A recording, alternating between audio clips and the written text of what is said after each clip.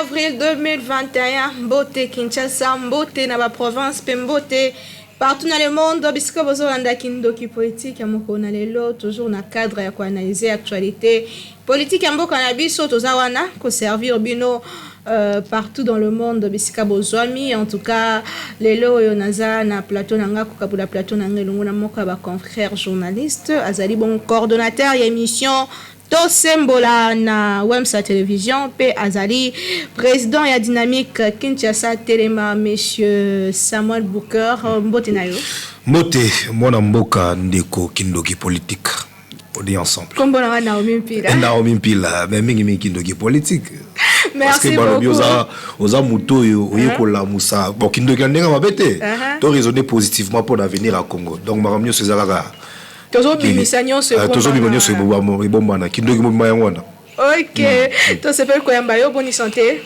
Dieu nous fait grâce, on est là, santé za malamu malgré mboki za moyiki qui quand même nzamba zo la grâce, on est là. Pourquoi Kinshasa Telema? Kinshasa Telema parce que on dit d'abord mingi toujours interpeller jeunesse congolaise, jeunesse quinoise. Jeunesse à cause de la carte que nos cheval y a ba politicien. À cause de la carte marche pied ba politicien. Tant que vous avez activité na bino politique, vous bengi jeunesse on est accompagné bino. Par rapport tant que comme on a partage à gâteau, vous jeunesse on a au PC bango mu Congo et comme non bino na bino. Yango cette fois tolobi plus rien ne serait comme avant.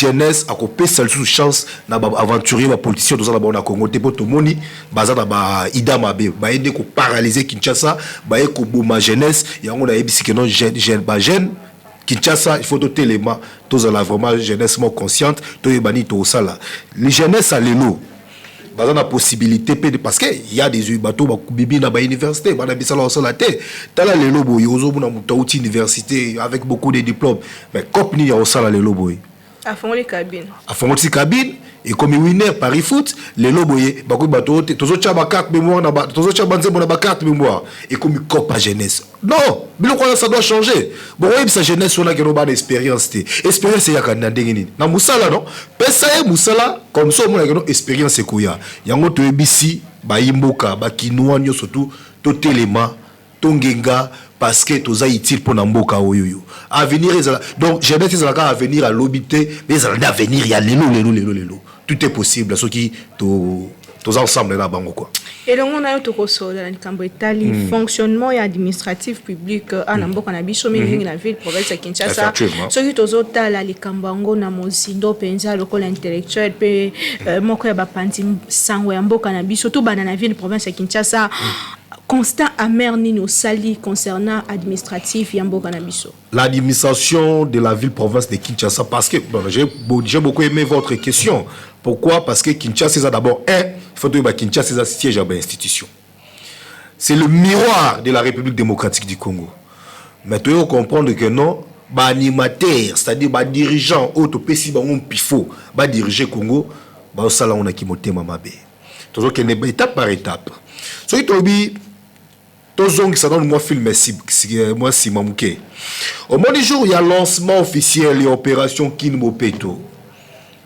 Na bandal kuna. Jean-Tini Ngobila a invité un chef de l'État. Président Zamastana été. Ou invité chef de l'État. Moi na mboka Félix Antoine Tshilombo Tshisekedi le président de la République awa yo pesingayi awa nazui ville à Kinshasa na maboko na ngai na promettre bino ke nazo komisa Kinshasa oyo poto moyindo ezalaki tumba ya mwana mboka Jean-Tini Ngobila mais le leçon de sur la bilan et opération Kinmopeto au mona keno égale 0. Batma ko Kinshasa za banani ezaba bourgmestre. Nous avons des bourgmestres inconscients. Pourquoi? Parce que bazo ça là ba sentiment politique na ba institution ya l'état. Toi dans l'Assemblée provinciale, là Kunakutu, dont parlons même pas. Et heureusement de tout que nos pétitions ont été déjà contre l'honorable Godem Poyo, le président de l'Assemblée provinciale. Dans ce règlement, on a député base à la conscience. Parce que tous les gens ont évité et le coup qui n'a époque il y a Kimuta a zoaka député provincial sur l'époque où naé a chaka bango na libenga naé député za ki sur le loba kolobela gouverneur te. Gouverneur a fait la coco, a fait la nani, tata mwasi mamaleki. Au commande à Moutonzo qui a loué Bakiti, un député provincial. Tu vas imaginer, et si le gouverneur a combien qu'on s'accorde même dans les députés, parce que député a élu à peuple. Il y a un gouverneur ou une assemblée provinciale on a voté. C'est-à-dire, député a ça beaucoup de députés. On doit bannir ça, on doit retirer, et le rôle de ça. Tu as vu province à Kinshasa, l'assemblée provinciale, parce que c'est pas la première pétition à côté là, Godin Poyi. Côté là, il y a tout à Liboso. Je me rappelle, d'ailleurs, le vice-président de l'Assemblée provinciale à l'époque, je cite son nom, honorable Francis Chibalabala. Na tunaka imena yuki pétition moroboy ate wana izanango yebikaka politique à Bombi. Mais le lobo la même pétition ezongi bazo akizeo te non on ne sait jamais. Est-ce que banda kalawana to kende pai to zonge pai. Ba monaka ba erreur wana te ya Godin Poyi. Non, quelqu'un que non, animateur, c'est-à-dire dirigeant na biso, bazana motema ya changer Congo te. Or, likamba Congo, pour kende et avancer. C'est un petit problème. Il y a un problème au Mouké. Il faut avoir un grand cœur sensible. Pas si à Mouninga dans la passe nayo, la Mouninga sur Mouninga les Sungaye, mais t'as là un comportement de député la biso là-bas. T'as là gouvernement provincial à Kinshasa. T'as là des Yeb Sangaï. Vous avez vu comment le ministre des Finances à Kinshasa? Bien. Non, oui bien. Parce que ville, aux autres sont dans la Kinshasa, oui bien. Trop donc il est toujours bureaucrate. Bango tout bazaka bato ba bureau. Si ko yebisanga yi, ba ko réaliser ou bien soit ba ko qui ça pense ya peuple nengeni. Tant yo chaque fois dans le bureau, gouverneur azaka na bureau, gouvernement na bureau, mais on n'arrive pas à comprendre. C'est comme si makino baza abandonné. On va biloko wana il faut ici là mon mboka Samuel Bouker ceux qui toyoki au malamu koloba totali ndenge gouvernorat la ville à Kinshasa ils ont fonctionné opération Kinbopeto n'est-ce pas que ça chaque samedi le gouverneur yemoko na sisa motuna gouverneur yemoko akitaka sur terrain et puis ils ont une équipe mobimba ya Kinbopeto ils ont landé là tout le monde ba chasser plastique partout tout le monde a mis ça la makaba ils ont une solo lengeni mwana mboka maman Naomi to kinde étape par étape yo poko manda kuna il faut la samedi pourquoi me pas na yo il faut la samedi non likambo ya assainissement eza likambo ya chaque jour ozolia ozomela chaque jour il faut combattre. Est-ce que Kinshasa dans un lelo eza Kinshasa dans 1980 dans 1970 ezala que ozoka na Kinshasa ozoka sur la boudin ozoka na Kinshasa ozoka sur la ndakala bio mbisa ya okauka mais tant lelo boyo ozoka na Kinshasa eza solo nini Chibuelela na Chibuelela lo malonge zate ça montre directement dans tengenga comme ya structure oyo ya Kinbopeto pour ça travailler parce que ngobi la créer structure ya Kinbopeto na 4 hôtels de ville où ezali dirigé par monsieur Germain Oza coordonnateur titulaire na Sido Oazali adjoint mais yebisanga des personnalités on a bayoka na raté bazo elani ba comprendre que nous avons cop ba mo kende air boko boy ko mbria ba boko mesra tout moment parce que bango baza ba pire petit ya ngobila non état de droits oboya ba makambu wana ya ko interpeller la ba bourgmestre ba chef de quartier ba chef de localité voire même le gouverneur likambo bopeto ze likambo base ezanani base chef de localité wana eza chef de quartier parce que yende baza zinga na population tala lelo boy 6 mois soki 7 mois rétrocession ya ba na niveau ba commune ya raté. Vous pouvez imaginer, beaucoup de personnes vont vivre en Inde, chef de la localité vont vivre en Inde. Or, bango baza mieux placé au tchaba stratégie de son place en comprenant bongo. Mais sur les arts on a Kinshasa. Mbongo zé belé la Kinshasa, mais mbongo zo mona te bato zo futa maté. Voir même dans l'hôtel de ville là ba fonctionnaire si le lobo to lo bata 54 mois bazo futa maté. Mais politique ni mo na boka ngobila zo sala. Pour canaliser ma recette à Kinshasa et là on est déjà cap vignette zoté comme déjà que ça la mais comment va fonctionner bazolela ba député bazolela ba nani ba bourgmestre bazolela ba chef de quartier bazolela poni ba tokyo la karabongo non toko message le wa bengi pas cité pas si et qu'on les caté parce que tout ça nous avons tous les atouts. Créons maintenant des stratégies pour nous remettre en boca. Ville on a ça il faut la stratégie dynamique tellement parce que aux autres défendre et leur mot pour l'intérêt l'état l'intérêt mboka ce que aux abongo c'est qu'il faut ça quand même na ba idée moro pour que ma c'est simple Je ne peux pas dévoiler toutes les stratégies ici à la télé. Parce que mon stratégie, mais to sengaka audience biso dynamique Kinshasa Téléma to sengaka audience. Pour tout coup dans la l'absence de hôtel de ville on a mis en l'air. Et c'est ça que les camps que gouva fanda. Ba notable nyo soit Kinshasa to fandi to sinon biso to za ba notable. À part Kinshasa biso to botamia. Kinshasa nemboka na biso. To za conseil avancé. To pour que dans la ville musuzu oui ça ka dans ba poto. Politique ni il y a d'autres politique ni il y a sentiment aux na poto soit moni ya malongo amimango pe na kid. Il a des moyens. Vu les gens mongo ou soit ce que moni que non makambango zo lekil na boule mais to ça peine qu'il tient à démissionner. Pour un système à méritocratie. Comme on dit, dans premier temps, il y a non, dans comme ça Kinshasa poto moino, mais na moni neti, na faillir na mission nanga. Zoa courage. Il y a démissionné. Mais tant qu'on démissionné, c'est-à-dire, aux agents d'assurance que non, à la longue makambo qui nango bien. Biso lingi sou makambo ou mela mimité. To lingi lelo. Lelo c'est zandenge ni moi na mboka, gentil ngobla les gouverneurs de la ville, yo nous ont engagé ville à Kinshasa. To kutana to solo là, to planifier. Tout a besoin vraiment un changement. Ma stratégie, et où tu as stratégie, il faut que beaucoup de gens gouvernent. Mais c'est lui, il y a une engagé ville, Madame Naomi. Il y a une engagé ville, c'est lui le père de la ville province de Kinshasa. Il faut que nous ayons à gérer même chef de l'État. Parce que chef de l'État, c'est la Kinshasa, c'est la Kinshasa. Des arbres, ça va blaguer. Donc, quand on est Congo, c'est le temps. Il y a quoi aider à conduire, à les colons d'abisso, tout à mon abonnement, ça bat mon vision. Parce que tu vois, les canismes, moi, vision chef de l'État où il y a les peuples d'abord. Toi, le cas de ton commissaire, il y a un slogan. Non. Il faut que le peuple ait la réalité et les peuples d'abord. Les peuples d'abord, il faut allier bien. Les peuples d'abord, il faut tambola bien, alata bien, ou la marabami tout côté. Mais t'as la fait la chaque jour. Aujourd'hui, ça doit gagner pendant 4 mois. Na boule qui non, on va assainir, mais on va assainir en gros, na nini. Mais le chef de l'État, Zoya yo butu butu tidi ba midi ba camion, ba qui ne balong la bosse sur les est-ce que pendant le combat, bon, nous chef Noya, pendant que on va assainir Zando, ça fait très mal, ça doit changer. Ça doit changer. Il y a un moment, na ba jour Zoya. Il y aura vraiment des manifestations sérieuses dans la ville province de Kinshasa. Tu réclamer. T'as les loboy, savons les cocottes, sommes lobi 400, les à combien 800 francs. On doit marcher sur ça. Les loboy, auto eba qui lipa, tu sommes lobi 200, les loboy combien 400 francs. Toujours kende wapi. Pourquoi on a kamula tibi chopo peuple congolais ou asa derrière l'anzala. Asa le banda mikolo bi bela li akate. Bozo ko rabo ko continuer ko kamula libumuna ipatika la miko apamba. Non, parce que ceux qui te lobi to lobate to ko kufa. Ceux qui peut te lobi to loba to ko kufa kaka. Na yango qu'est-ce que nous va faire? Tozo loba kaka po to kufa mbala moko. Likamba Congo za likamba biso tout. Ezana député moko tabota Congo. Ezana ministre moko tabota Congo. Ni président wa bota Congo. Eza Congo de bota ba congolais. C'est-à-dire congolais de ce il faut défendre valablement Congo na Kinshasa na ye.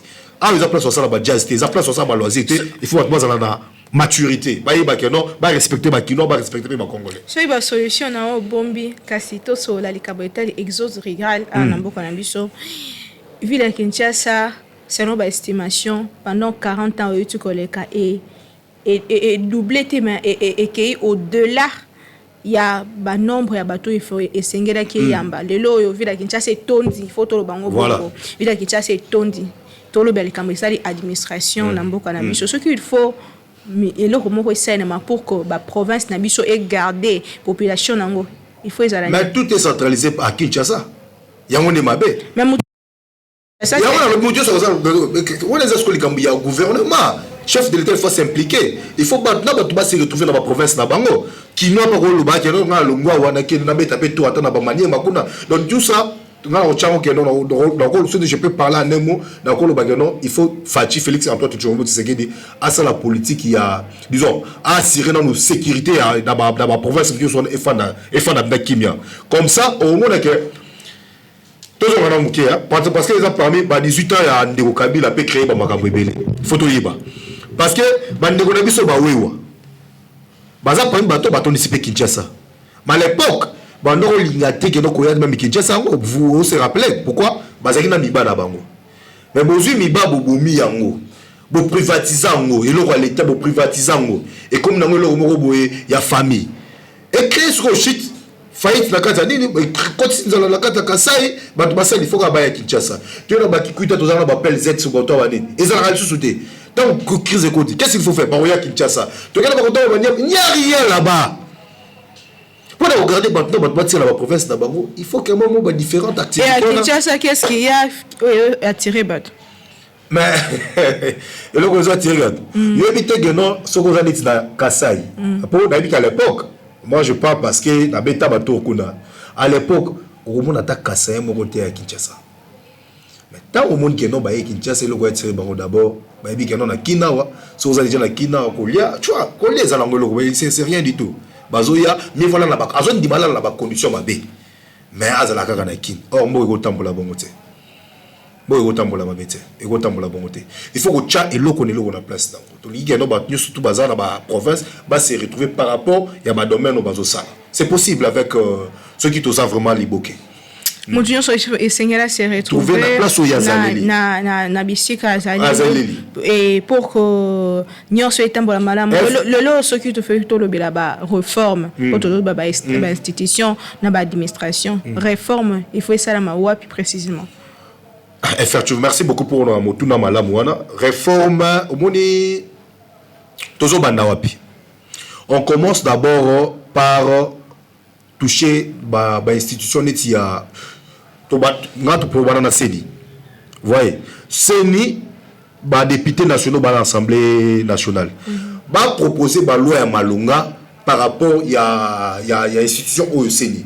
Parce que moni ba député hein les députés les députés provinciaux pardon voter sur le gouverneur et donc vote à gouverneur à la base toute autorité à la base c'est possible moi que non j'ai des quoi si vous que non peuple même pas voter par députés provinciaux à voter par députés nationaux et comme ils sont autour députés provinciaux va voter banani va voter par sénateur avant voter sénateur ça il y a qui tambolit corruption campagne de corruption. On vote par rapport à mon par rapport à l'idée, par rapport à ma canicité, par rapport à mon naïe. To hier juste na niveau gouverneur. Les députés provinciaux, qu'est-ce qu'ils vont faire? Ils vont voter les gouverneurs par rapport à ma moyen. C'est toujours Kanyaka, corruption. Il y a aussi une réforme, mais ça, il faut ça mentionner. Et d'abord, il faut que la CENI, tu vois, comment je peux dire? Là où la société publique, voyez, entre autres, après tu continues ce qu'on a dit. C'est possible, mon cher maman. C'est possible. Depuis que ma réforme, il faut ça sur tous les plans. Sur tous les plans, on doit toucher un peu partout pour beaucoup avancer. Heureusement, les pays, ils ont marché. Ils ont calissé que non, tant où les coups, beaucoup vont avancer.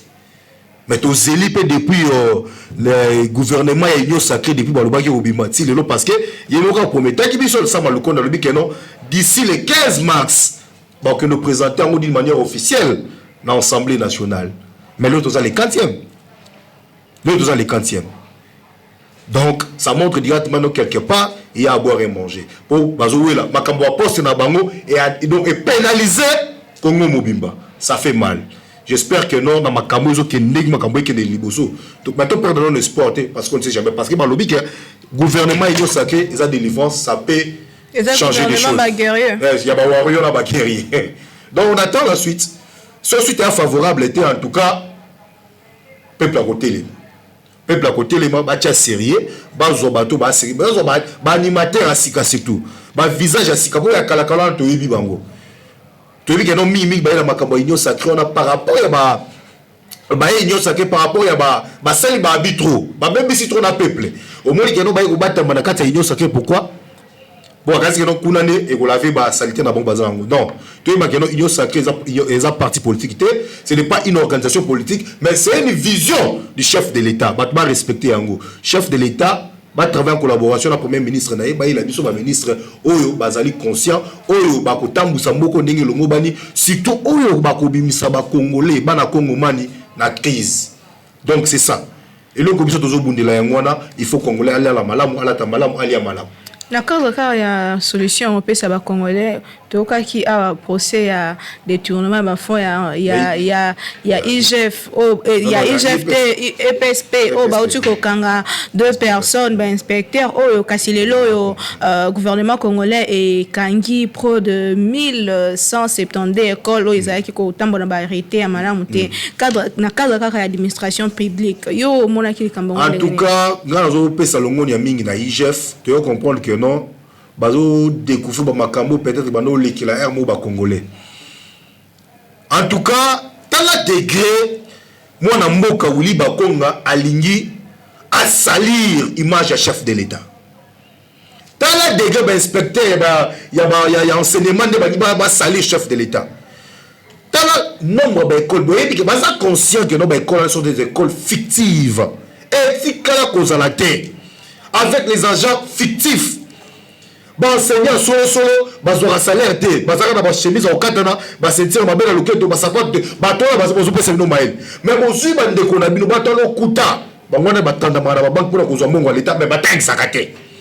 Est-ce que biloko bongo na mboka to metela maboko? Non, on doit dénoncer, on doit parler à haute voix. Na sepel na likanisi ya IGF parce que ba ko tchaka même sérieux na administration. Mais ba sala ngo vraiment ndenge longo bani. Et la politique mo côté ya dépôt des mesures, et ça peut musala mo côté ya dépôt des mesures, c'est-à-dire ozala nani. Et la institution nini ba ke betila ba ke même na hôtel de ville. Pe kuna makamoze bele ba website. Hein, ndemo na mo ba interpeller ki mo na mboka Chabula o ya Katanga. Ba interpeller bango ba mo ba tuna misolo ya mboka ezokende wapi. L'État a bundabo a rétrocédé bino. Bino a rétrocession pour cela ba makambo état libino. Est-ce que non, on ne peut pas faire des choses comme ça. Donc il faut pas limiter ça là. Il y a l'État et l'État. Misolo bino na combat l'État, ça là répond à besoin du peuple. Et ça que nous besoin ngo privatiser comme misolo na bino. Donc ça na IGF. IGF sala musala na yo ndenge elongo bani ko banga mutu tepe mutu bangsa muninga te parce que place to kende nzambe moko yebi na quatre procès on a ba condamné car 2 personnes les autres est-ce que nous c'est ça la na deux sala wana sala mais pas nani et pas ba professionnel ya lo non ba to mibeko mais c'est que ba 2 personnes ne ba fautif so kozana ba mituna kende na IGF tuna ba mituna ba ko yamba mona mboka na zali porte-parole IGF te mais tozo sepela na musala IGF esala parce que etie maboko na ba miyibi ya mboka bato batoboli Congo bato batoboli Kinshasa bato bana ba makanisi ya mabe ndo moni ke no IGF ezo tshaba ngomisa so que le reste par rapport ya bato ba condamné zo courage mon mboka que n'est pas c'est comment il s'appelle les inspecteurs les bato ya IGF il va vous donner des précisions sérieuses par rapport à dossier wana tout le bel likambo etali mboka na biso na Kinshasa poto comme presque na suka émission na biso ce qui les loyo il faut que makambu totalement échanger pour tout moni na ba province presque belé mouvement il y a ba pétition et comme contre ba gouverneur yango mouvement wana ezali vraiment pona bato ba koti na union sacrée to ezali pona ba oba sala musala malamu mais na oto lo ba union sacrée qui on l'avait ba bêtise ba douta vous pensez que no ba bazana ba koti ba miso bazana kata union sacrée ngoblo to lo bazaka de union sacrée azapela kata union sacrée godem bazana union sacrée azuk pétition na ça donc cela veut dire que aux union sacrée tezali kamuni ya ko gérer mboka et si quand on moni ba fa eleki on moni que pour votre information to mona kasa mais ça n'est pas Julius Maweja les vieux Maweja donc ba manenda ko promettre ndengo zotambusa kasa oriental zotambusa na banyamu nyamu moi mbrieme zali tia sérieux. Je suis le gouverneur, comme ça, je suis. Non, quand on est gouverneur, on n'est pas Dieu. Fachi moko tant du pouvoir à bondi moko na maboko nzambe. C'est-à-dire bino nyoso botika liwana donc ozaka abatu. Nous avons gouverneur le maman na omi akoko mabe gouverneur quelque part c'est possible. Bon comme ça nzambe te. Na c'est pela na courage ba député provinciaux bazui, ba comprendre que non il faut peuple se retrouver. C'est d'abord le peuple. Autorité morale sur les peuples. C'est d'abord le peuple. Parce que le peuple ne peut pas ça pouvoir. Il y a un décourage de député provincial Kassai Bazui. Il y a Tanganyika. Il y a Maniema. Il y a Maniema. Courage de Bazui. En tout cas, bravo. Beaucoup de gouverneurs bazala ba candidat bino te bino ne ba candidat so ka sali mabe ata ba voter lelo l'autre ko longolai dans les courage et ya pe dans l'assemblée provinciale la biso à Kinshasa ba député à Kinshasa bazala pe conscient ba molke makambo ke de bien te en tout cas tout peut basculer c'est possible mutabota ko ngazate ko ngoza biso nyoso tout mutabota ko ngazate bona mboka bona Congo tokoloba ce que c'est geno ba fina biso kata na pona Congo nous sommes près de tous après to ko fa pona mboko Telema Kinshasa dynamique Kinshasa Telema dynamique Kinshasa Telema et ça na ba activité boni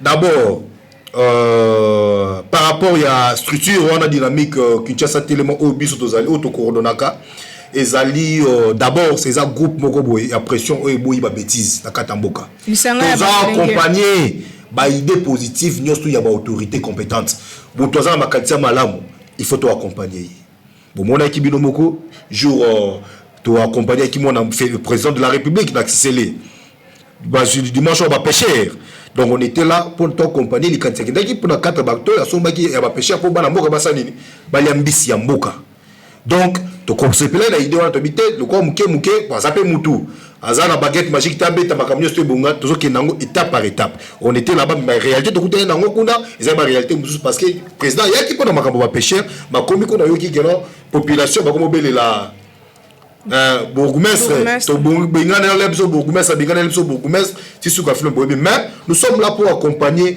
toutes les actions positives il y a ba autorité oyo baza conscient ba lié avancement il y a République démocratique du Congo au cas contraire de mona rano to bimana nzela de to lobi kama li pande matiboy nere savon auto bano so malobi 400 le comme 800 boy au couleur rano na kopesa bino ko éviter bino bokoya bokozo ba image par rapport à l'activité aux alentours liboso to lingi vraiment que non état de droit est à la place sur le grand et à la réalité parce que c'est la justice qui élève une nation au cas contraire ceux qui est commis contraire mboki aux alaka ya okufa talelo Kinshasa madousu partout madofolo partout même dans niveau le continent c'est au les cas pour la mutuka na oza mutuka c'est pour les cas il faut qu'il contourner non ça doit changer tout surtout dans misolo les qui doivent calendrier te ba marche ko banda na ko pesa yo calendrier okoya oko accompagner biso j'espère que masolo za bon gouverneur à Kinshasa peut lancer qui moi ba construction ba route na ville à Kinshasa à ça là déjà wapi ko lancer ça problème peut na ko lancer ils ont comme réalisation maintenant au go la mukana tongo bolibité parce que nataki le bloc déjà lancé na Kinshasa à lancer qui marché moderne na niveau ya Matadi Kibala c'est depuis quand est-ce qu'il y a pour qu'il y a d'abord de Kekuna attends mon côté à lancer qui nzela ya Bongolo route Bongolo et si Salami donc aux hommes là quelque part azana tozana a besoin na yé il pas en a besoin na biso to solo là to la qu'est-ce que quand même azana volonté wana maman volonté za ko ça la volonté za promesse hein mon amboga volonté oui tu as la volonté mais ça là parce que bablo on nyosto ko ça te que non misolezate on pour ko sombata brouette to sombata bruit il faut que le gouvernement central si on a bien au niveau ville bo salani mais ça on a bien au niveau ville les anini au juste tu vois que non c'est compliqué donc ça doit changer nous avons la possibilité de changer des choses dans ces pays si on est ensemble. Je dois comprendre que non, jeunesse, à cheval politique, à cheval à la politicien, je dois comprendre que nous avons marche bien à la politicien, jeunesse, à mouton, jeune, à mouton, à contribuer à l'avancement, bien à développement, magambo changer. Donc, tout ce que ça moi respect on a. Par respecter, on n'est pas comme gouverneur, non. Comme député, non. Rendez-vous aux députés, aux gouverneurs, aux monde à Congo. Il y a le cause de la fonction de respecter dans le peuple. Parce que le peuple n'a pas autorité morale là. Le peuple n'a pas commission place. Donc, tu dis qu'il y a une autorité, il faut pas respecter. Il faut que ça va dans là. Il faut pas respecter dans le peuple. Moro, tu as une mais pourquoi tu as des difficultés? Et là, on dit tout ça. On a tout. Mais dans la vie à peuple congolais, aux autres préférés là, dans climatiseur, banda kunini. Mais voisin n'a pas tembela pas aux autres PSAID. Est-ce que Congo to avancer bongo? Au yabité donc une doki politique mais mayangwana. Donc parce que la souka émission la biso moko na lelo monsieur Samuel Bouker eza question makas ko partager na yo plateau pe ko kamakanisi na yo lelo basuka pour émission lelo ko kozani. Kindoki politique lelo na lingi venda que no bokata telo ko mokote ile kana intégralité. Botine la raba lien. Biso do kata rate. Botine la raba lien to pesa ngo gouverneur fait comme elaye. na opesa ngo gouverneur na opesa cabinet ozo insister sur non c'est lui il doit engager biso c'est lui qui nous engage c'est un problème privé naïe dans un problème privé naïe je fais donc par exemple to kutana na Ngobila le gouverneur de la ville Gentini Ngobila papa franchement toza la posa to mona clair na ville province à Kinshasa c'est-à-dire toza et avancer biso tozana wana pour accompagner ba autorité nyonso bazana vision ya malamu pour na peuple kino le quoi Kinshasa bopeto le quoi la dynamique Kinshasa tellement tozana ba stratégie to kopesa biso sur tout le plan assainissement développement sécurité toutes les stratégies là toya parce que moi na Kinshasa nous avons des policiers journaliers oui dans le PC mutu poisa policier journalier otinye na nzela pour ça ni pour maltraiter population pas que non sur la film azana na salaire chaque fin du mois. Mais on s'en dit, à quoi chaque peuple mal à l'aise, à quoi il téléphone, à quoi il porte-monnaie. Tu aussi sango. Donc le problème il y a, yo pesi quand il y a samedi, vous pouvez toquer, vous pouvez toquer, mais policier qui a permettre au moment de bâtir na bosso te pose on va descendre à 500 francs. Est-ce qu'on doit bannir ça? On se comprend. Donc c'est possible dans l'émission mon amoka, le gouverneur dans aux papa na linga mingi, mais likambo Kinshasa ezaka likambo na bino ezape likambo na biso bino pe bato ba mesana ko zo bosoto ko bona ba caniveau ko bona nzela eza gouverneur ndatinda na bino te ezape président ndatinda na bino te c'est-à-dire to ko ma pe na culture ya ko funda bourgmestre te ya ko funda gouverneur te mais ya ko funda pe voisin na yo o aboka bosoto na kati ya ville ya ba caniveau ya ville province Kinshasa pour nyonso wana to na besoin que non Kinshasa et là te la mana ngo là ta robe na ngo na sika na ndenge ya Kin Bopeto mais c'est possible parce que il faut to bana na ba campagne ya ba sensibilisation mentalité parce que il y a beaucoup de choses et mentalité il y a zo beta c'est que na Kin Bopeto pour nga eza culture eza philosophie eza changement de mentalité ben mais il faut to le cas qu'on est la sensibilisation. Après sensibilisation, qui nous comprendre, tu dis qu'on a ce film aux sanctions. C'est comme ça. Il ne faut pas mentir. Donc on va créer des stratégies pour tout mettre la ville. On peut sa formation dans le bourgmestre pour que Kin Bopeto est Simba. Les canissi, formation au ministère de la Justice, je crois. Comme ici, on va au PJ. Les lobes un bourgmestre, à cause de papa, à mon dit que je bien tactile de parquet. Donc, initiative vont les amalamou, initiative vont les bien, mais s'il y a d'autres formations, et matériel capacité à bourgmestre, dans le gouverneur de la ville, il faut toujours travailler dans l'instance où ils ont sérieux, pardon, pour accompagner le bourgmestre, parce que les collaborateurs sont directs.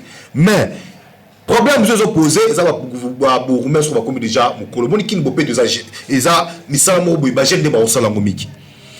Bon, aujourd'hui, les gens le vieux Jacques Billy. Ça vient moi à 84 ans. Est-ce que tu as au PC mis selon ça la kin bopé dans ça là? Alors ça là parce que c'est à l'embi.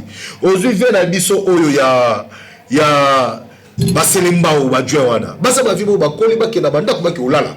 Pour la biso que no soki de fond d'aka to de démission na bango to zelango ti ba oti ko démissionner té. Il faut un bloc ko na que na senga gouverneur à travailler en collaboration parce que va dépendre dans le ministère intérieur. Va travailler, va tchaba beaucoup mais sika pour mukama kama kin bopé to quelque part et soit moi forme quoi. Tant banda obenga batu na ba ONG ba ki kokota na Kin Bopeto. Dynamique Telema Kinshasa et kenda kité. Mais vous voulez que les gens n'aient pas besoin d'image. Il y a Makambo dans la carte de villa. Ben ça na numéro mususu et vous allez la preuve à l'appui. Je vais amener toutes les images.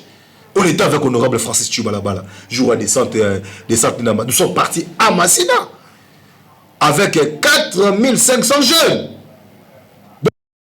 Ça la tête du frère il y a policier de côté idée. Na ba mo na biso moko. To assainir banda kingasanya suka. Si Apocalypse 22. Dozoko bato bokati. Dozokoba. Pour ça na obenga yo madame. Na obenga lobi to yesa. C'est l'invitation. Na obenga bino oya. On mona musala dynamique yo sur la carte de province à Kinshasa. Toze belé. To plus de 12000. La carte à Kinshasa oyo. Mais tous on a besoin de Kinshasa et mater soit forme. Dans ce sens, on a une autorité compétente, nous il y a la République démocratique du Congo, en commençant par le chef de l'État, tu as vu qu'il y a vision Zamalamu, mais ils ont bateau pour appuyer vision, on appelle ça la manenge longobani. Bah mais bien sûr un message que tu as que ça l'État, ok bah il faisant la simanabino. En tout cas, merci beaucoup mon amboka parce que au pensez na biso. Merci monsieur Samuel Bouker, merci Azabongo journaliste, coordonnateur émission To Sembola na Wemsa télévision, coordonnateur président ya Dynamique Kinshasa Telema, tozaki na elongo to solimo mingi na etali bongo likambo etali ville province ya Kinshasa, ville na biso to vandaka butu pe moi esika ba institution ya mboka Congo, capitale ya République démocratique du Congo. Quand même il faut ezala kitoko pour que image ya mboka pe na niveau international ezala malamu. Tokuta na numéro mususu toujours na souci à servir bino ndenge bomesana na bosana koloba te kimena mabuta na bino.